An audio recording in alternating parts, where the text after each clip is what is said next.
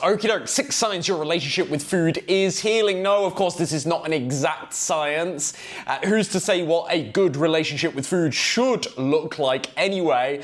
But in this video, I want to share with you 6 of the things that I've noticed and taken as little nuggets of evidence, let's say, that yes, I am indeed feeling more controlled and calm, more agency, more self-trust around food. And number 1 is a feeling I've had more and more in recent years, and it just gives me that confidence that yes, I am not powerless to food anymore.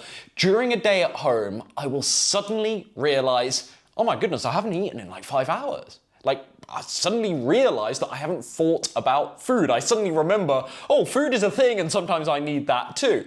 Now, you're gonna be careful with this one because what I've noticed is when you're busy, that can kind of mask things.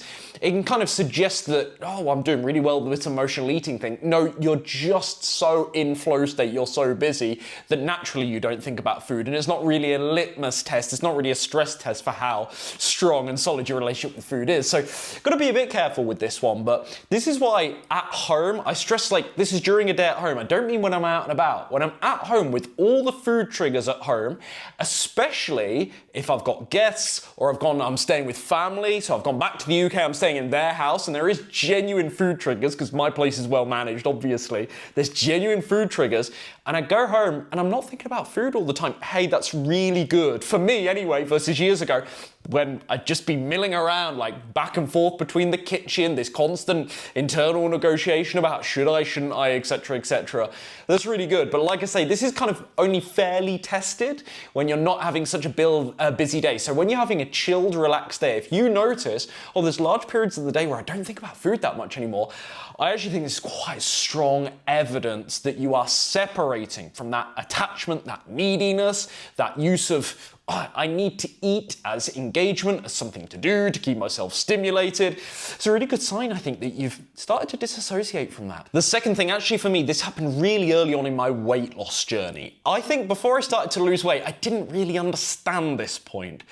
I started to realize what actual hunger felt like versus being so, let's say, over-caloried so often that I didn't actually know the difference between genuine physical hunger, aka the body's requirement for nutrients, and calories, in layperson's terms, energy, a source for energy, a fuel, and just I want to eat because it's 6 p.m. and I always eat dinner at 6 p.m. Or I want to eat because I'm watching a movie and I always snack on something with one hand and watch a movie with the other hand. No, but I'll watch the movie.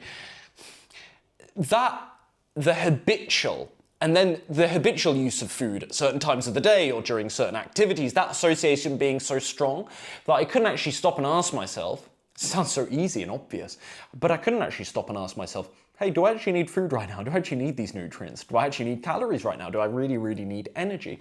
And then also like the stress, emotional element. So that's the habitual, but what about also the emotional use of food? Like when you're stressed, I want a little reward, an answer to boredom, etc, etc. I couldn't recognize the difference between that and genuine physical hunger because I was eating so often when I was starting to gain weight, especially in my university years. I was so, like I said before, over-caloried. It's not a word, should be, shouldn't it? I was so over-caloried so often that I was so used to indulging that, no, I wasn't experiencing that much physical hunger anyway. I genuinely couldn't tell the difference between that and emotional hunger. So watching out for those signs and signals is really important. What I now understand years later, the signs and signals of each that I was working out as messy back then. Well, certainly physical hunger builds much more slowly, much more gradual timeline. You can kind of feel it coming on. It feels, it's irritating, it's frustrating to deal with. It's not nice being hungry, but it's not a shock to you because you can feel it building. It doesn't suddenly hit you. Well, on the other hand, I've just kind of answered it, but emotional eating is like, it's so heightened, it's so charged, it's so impulsive. It's such an itch out of nowhere that you need to scratch because it's an association with an emotion, and emotions can change like this versus physical hunger having this more sort of prolonged, predictable timeline and build up. So the speed at which you get physical hunger versus emotional hunger is your first sign. The second one, I would say you're not really picky. When you're physically hungry, you're not as picky and fussy about what you'll eat. You can kind of somewhat make this argument for emotional eating, but emotional eating is a little bit more, I found anyway, to be, I always describe it as highly discriminatory. Like, there's only certain foods. I don't want an apple. I don't want a bowl of mushrooms with a little bit of soy sauce on. Actually, that sounds kind of good right now. That's because I'm not emotionally hungry. So I'm like, oh, that could work. I don't want to just stir fry some vegetables and throw on a bit of nutritional yeast. No, that's not going to cut it. I want chocolate. I don't want any old chocolate. I want the 70% with ginger bits. What's it called? Green and blacks. Orange and blacks. Green and blacks chocolate. That's the exact one I want. Like, it's very niche. It's very specific is what I noticed about emotional hunger and cravings and whatnot. You really start fantasizing about certain food, whereas physical hunger, anything sounds agreeable to you. So that's another sign. You can stop and ask yourself, if you want to work out, do I genuinely need food right now, or is it just something else? And I should actually ignore that. I should hold firm with that. Just ask yourself, would I eat an apple? Does it pass the apple test? Like, would I just go and put a potato in the microwave for 5-6 minutes on each side and then just munch on the potato with a little bit of salt? If it passes that test, yeah, there's a good chance you are physically hungry and it's not something else. Number 3, honestly, this one, I still can't say that in every moment I passed this test, I'm perfect with it, but I started to realize a much greater feeling of control, but also separation, disassociation, like I say, from neediness around food. When I would go on trips, vacations, and food wasn't my first thought anymore. Like, I wasn't Googling donut shops around the corner from my hotel immediately when I check in, and cafes and what restaurants are in the area, and being obsessed with that. I still need to check that stuff because the vegan hippie thing, the plant-based thing. So I need to be kind of like do food research anyway, but like the fantasizing about treats and indulgences, that's not something I do anymore. And like for me years ago, that used to be a big part. It's so sad, but I know loads of people will resonate. Is my mic on, by the way? Just testing. Yeah, I think it is. It's so sad, but yeah, like, it was such a big deal to me. What I ate on holiday and vacations, that was like a really big part of it. And of course it's not. It's about what you do and it's about the experiences, it's about who you're with, it's the adventures you get up to there, it's the beautiful cultural, religious sites that you might see. It's what you get up to, right? It's the experiences. And you could say, well, food is part of the cultural experience. Yeah, fair enough, true. Yeah. That doesn't give a green light to total overindulgence, 4,000 calories every single day, does it, on vacation? And that was the kind of habit I would get into. I'd have this kind of seize the day mentality where I want to try everything. I want to try everything in their cuisine, especially the highly calorific stuff. Give me it all, and I'm going to seize the day. I'm going to capitalize on this. This is a big part of the journey. So just stuffing my face, and that not really being... When I think about most trips and vacations I go on now, I'm not sat there, I do my research because of the vegan thing, right? So I have to now, whereas I didn't years ago. So that's a difference. But it's kind of from necessity. It's not from the place of, I can't wait to eat XYZ when I get there. Like I say, I'm not perfect with it. I'm not perfect, so sometimes like I do look forward to, I'm not saying I never look forward to food or eating something, a treat every once in a while, especially with the vacation and whatnot. And I do let my guard down a little bit on trips and whatnot. And I want to try different food cultures in the places that I go. But it isn't my first priority anymore. I'm not like obsessing over it is the point I'm trying to make. So that was a cool sign that, hey, something really is different happening for me mentally with food. Sign number 4, when I get stressed now, I would say most of the time now, I don't immediately think, I need to grab food when I'm stressed. And for me, in terms of the umbrella of emotional eating, of which there's lots of strands, for me it was always boredom, number 1, stress, number 2, as being the big reasons why I might turn to food and start binge.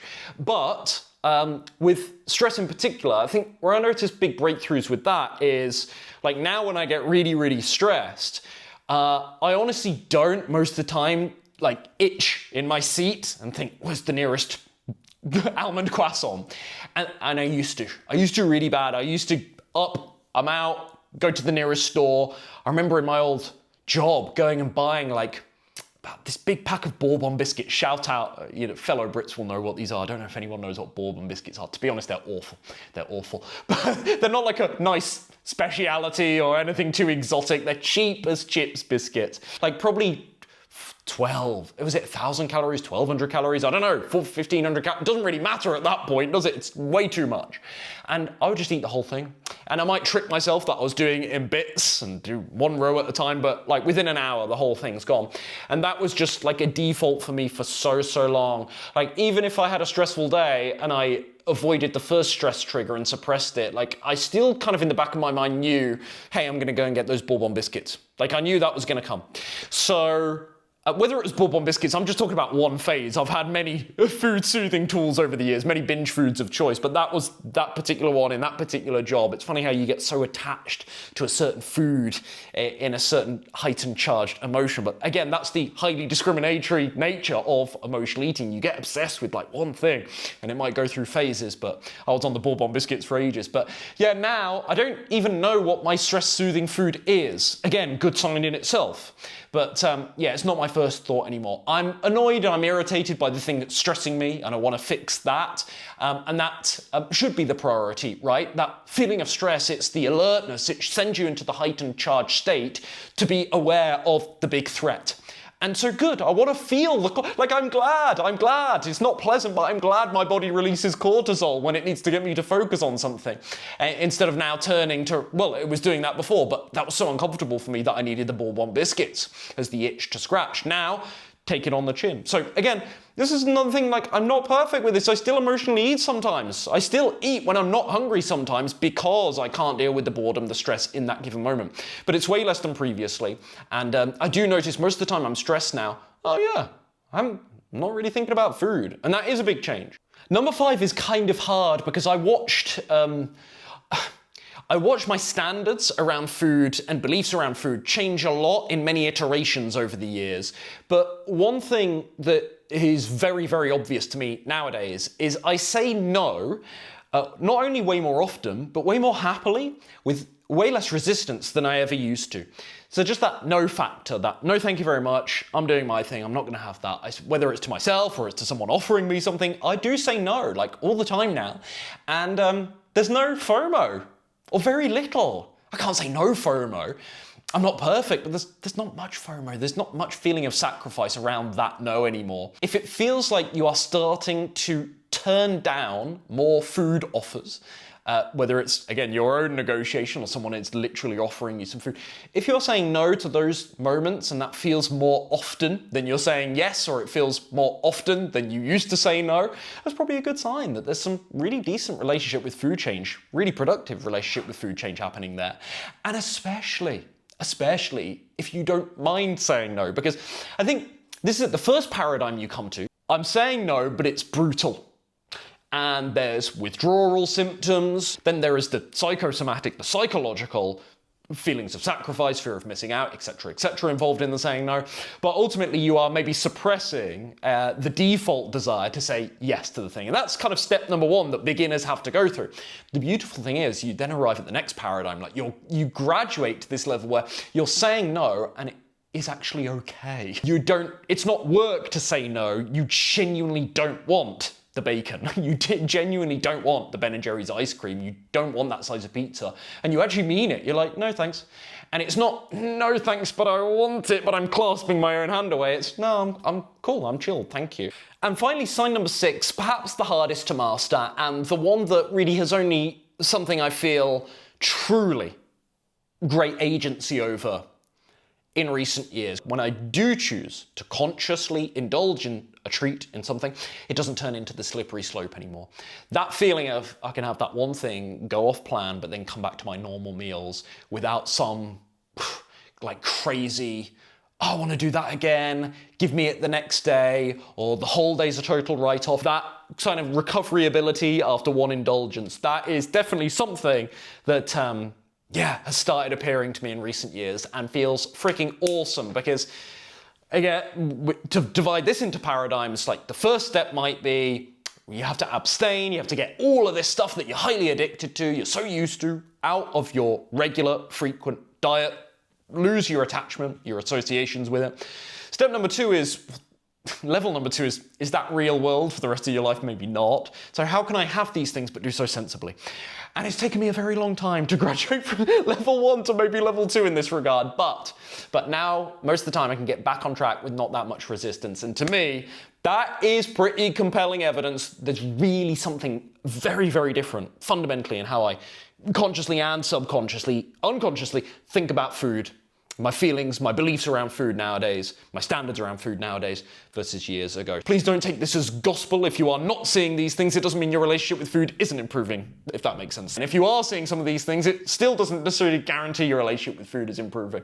But this is just what I noticed. And I would say if you're checking lots of these boxes, well, very well done you. Good for you. And if you're not checking lots of these boxes, you're gonna bloody well continue anyway, because let's keep going, let's keep trying, even if it's messy, let's progressively keep coming back to the table with this, and yeah, like it's worth it. It's hard, man. The food is so addictive nowadays, and the food culture is so crazy, and we've totally normalized, even enabled poor food choices and obesity, and that's not made it any easier, and everyone around us seem to indulge or accept that, you know, they're having struggles with food and their weight, hence the inception of GLP-1s, and so yeah, it's a really sorry state of affairs. So good for you for going against the grain and keeping on pushing, even though it's hard. For me, it's been so worth it in the end, but there's been ups and downs along the way. But over time, progressively, yeah, these are the signs that I've noticed that my relationship with food really is, as cheesy as it sounds, healing. Absolutely is.